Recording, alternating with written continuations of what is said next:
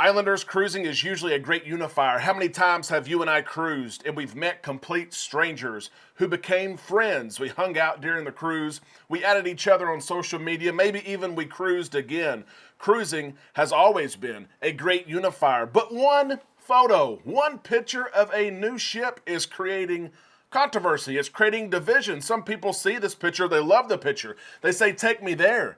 While some people said, nope, that turns me off. I don't even want to be a part of that. We're going to show you the picture today. It's one that you've probably already seen, but we're going to discuss this latest division in the cruise industry. We're also going to share news from Norwegian as the new Viva sets sail for the first time, and news in Texas, some state funding that is going to fundamentally change and shape the future years for the port there in Galveston. We're going to talk about that latest funding. We all need some time in the islands. Let's go there now on Island Time.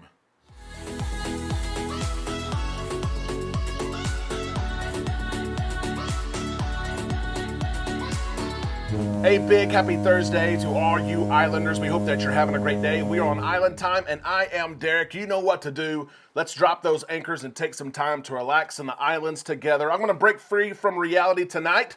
We are headed to a Luke Bryan concert. Don't let that turn you off. Luke Bryan is a good artist, a country artist. He is coming to Arkansas tonight, Northwest Arkansas.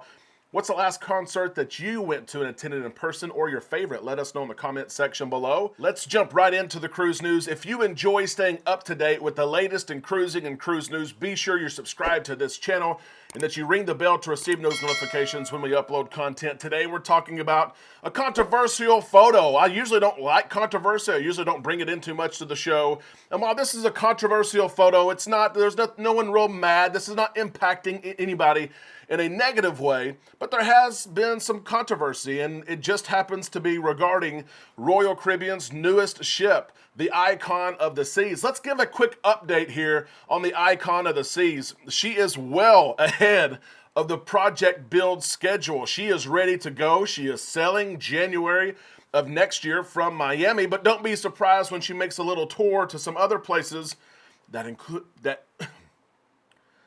could include Galveston, Texas as well. The Icon of the Seas going to take the title as the world's largest cruise ship from the Wonder of the Seas. 20 decks. Almost 10,000 people will be on board her. That's passengers and crew when she floats. Over 40 bars, 6 water slides, a central park, so many places for people to hang out. There's an ice skating rink, shopping.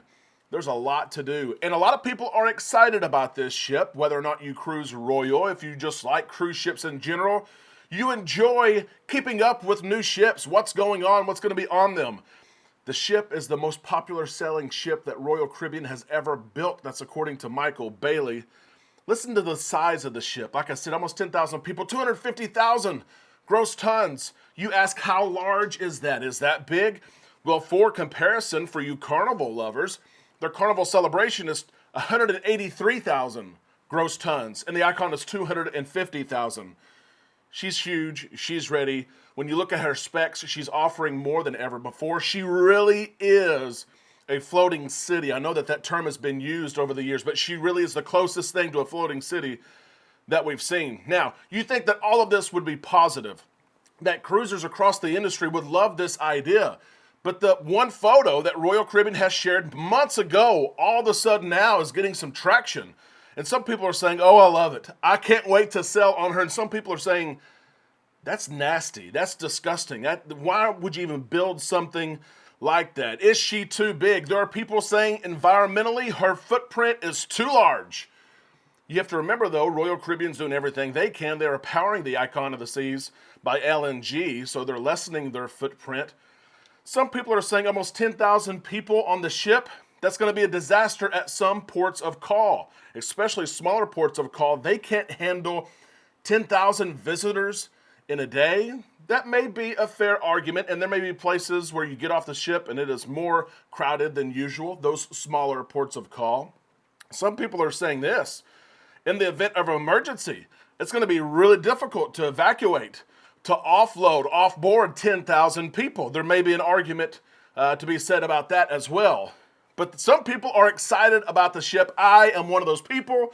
You know, if you watch the show, I'm usually an optimistic person. I see the positive in things, and the icon of the seas is one of those things. Without further ado, let's pull up the photo here that recently has gone viral. You've probably seen the photo before, but you can see here the stern, the aft portion of the icon of the seas. There's so much to look at. Look at all the colors. I ask you, what attracts you whenever you look at this photo? What are the first things that you see?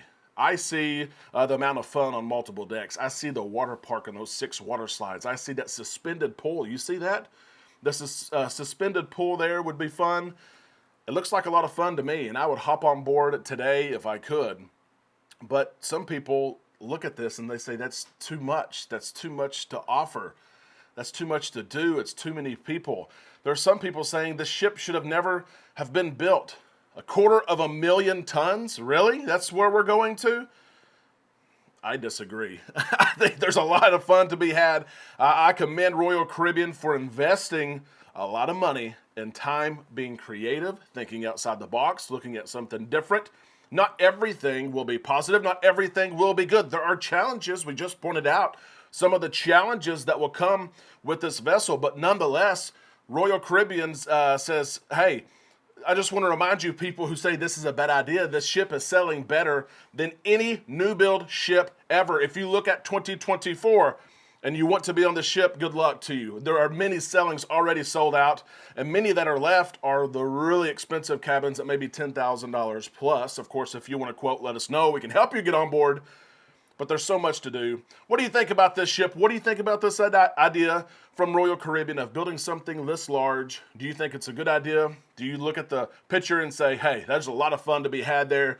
Or do you say, you know what, we may have gone too far. We need to scroll it back just a little bit. Let us know your thoughts in the comment section below. And as we talk about the largest cruise ship in the world and new cruise ship builds, it leads us into story number 2 here, cruise news story number 2. With Norwegian. You know, Norwegian, they have what we consider mega cruise ships too. They have large cruise ships.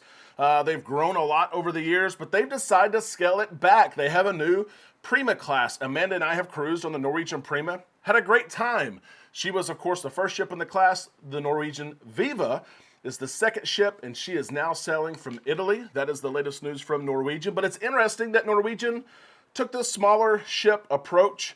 The Viva, over 140,000 gross tons, much smaller than what Royal Caribbean's Icon of the Seas is, but she's very popular. The Prima was awesome. The Viva is almost a carbon copy. She's going to be in the Greek Isles. She's going to sail in the Med before she makes her home later this year in San Juan, Puerto Rico. She will sail from there until middle of next year, where she goes back to the Mediterranean to do cruises. But it's interesting because Norwegian scaled it back, but it's a very upscale experience. We're excited for Norwegian. Here's what Norwegian has to say. David Herrera, the president of Norwegian Cruise Line, said this summer, our guests will have the opportunity to explore Europe among our newest magnificent vessel, Norwegian Viva, while exploring well-appointed, spacious design, elevated experience, expansive culinary offerings, and I can vouch to that, and signature Norwegian Cruise Line hospitality provided by the best crew in the industry. It is a great ship, and many of you are booked on the Prima and Viva. Let us know if you are. We had a fantastic time. Norwegian has had a new tagline that they have added to this ship. Live it up. That is the tagline for the Norwegian Viva. Live it up. Sometimes that tagline, that saying, has a negative connotation, right? Live it up. Live as wild as you can, because we're not here for a long time. Maybe not to that extreme for some people. What does this tagline, live it up, mean to you? I like the tagline personally, live it up, and I do find a connection there with we're not here for a forever timeline. So let's take some risk. Let's spend some money that we should probably save in our accounts so that it can balloon to something that we'll never need and we can leave it for somebody else. Live it up. Let's take a risk and do a cruise that we probably wouldn't do. We've done 20 cruises to the Caribbean. Let's go to Europe. Let's live it up. So I enjoy that tagline. I think it is fair. When Norwegian says, live it up, what does that mean to you in reference to cruising? Share your thoughts in the comment section below. And before we leave the show today, let's mention this here. from Galveston, Texas. A lot of growth is going on there. Galveston, Texas is hoping for some historic funding that's going to help infrastructure for the decades ahead for the cruise port. Last year they had a very successful year at getting some state funding. This year they're asking for even more state funding to help progress some of the ideas and some of the needs and infrastructure to draw cruise lines and draw cruise ships to Galveston, Texas. They had a meeting last week that really set the stage for next month. The voting on this funding will take place in September. We'll see what happens here. The Port Authority Advisory Committee met last week. Everything's buttoned up. The plan is ready to go, and we will find out next month whether or not this funding for Galveston Warves, the Port of Galveston, does indeed succeed or is passed. Roger Reese, the port director there, shared this. The 88th Texas legislature made history in their last regular session by allowing $640 million, over $500 million for Texas ports. For the very first time, the legislature allocated $200 million to the Maritime Infrastructure Program, which applies to projects within port gates. Additionally, $400 million was allocated to ship channel improvements, revolving fund. Of course, Roger Reese is hoping, give us just a little bit more money, okay? We have cruise lines knocking at the door. Princess did a trial run in Galveston earlier this year. Last year, it worked tremendously. MSC, of course, has said, hey, if you have a terminal, we're coming. We're going to bring a ship. Royal Caribbean has had a huge investment in Galveston with the new terminal. The Allure of the Seas is there now. The Harmony is coming, maybe the second Icon class ship. There's going to be 2 more. And then, of course, Carnival bringing their newest ship, the Jubilee there. Cruise lines, they are saying, hey, we're here. We're here. And Roger Reese and port officials are saying we need money to invest in the future. Great news from Galveston. Hopefully it passes next month. We'll see what happens there. That is the cruise news for today. It went by fast, did it not? Again, if you're not subscribed to the channel, be sure that you do so. There are many opportunities for you to weigh in your opinion and your thoughts on the cruise news. Be sure you do that. There's a comment section below. It's one thing to watch the show. It's one thing also to engage. If you don't have the time, I know many of you watch this either at lunch or in the evenings, you have things to do. Be sure you like the video. That helps us out so much so that other people can see this video that enjoy cruising just like you. We hope that you have a great day. We are almost to Friday, and we will see you tomorrow right here on Island Time.